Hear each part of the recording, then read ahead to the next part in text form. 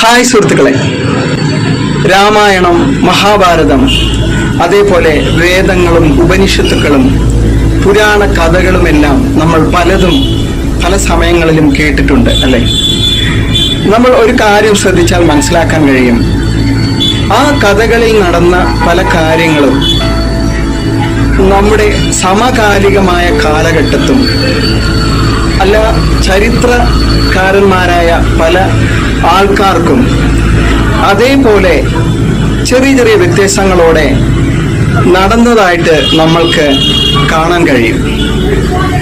ഉദാഹരണമായിട്ട് പറയുകയാണെങ്കിൽ, ശ്രീരാമന് അയോധ്യയിൽ പട്ടാഭിഷേകം ചെയ്യാൻ തീരുമാനിക്കുകയും ആ പട്ടാഭിഷേകം മുടങ്ങുകയും പിന്നീട് 14 വർഷങ്ങൾ കഴിഞ്ഞാണ് ആ പട്ടാഭിഷേകം നടക്കുന്നത്.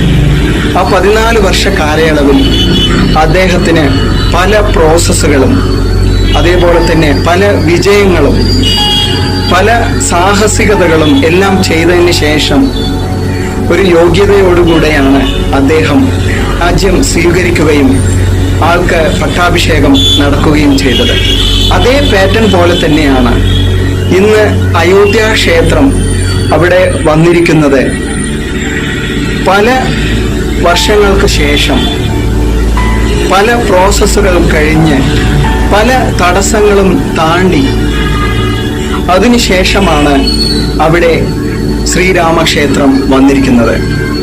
സൂക്ഷിച്ചു നോക്കിയാൽ നമ്മൾക്ക് ഈ കാര്യം മനസ്സിലാക്കാൻ കഴിയും. Okay, thank you.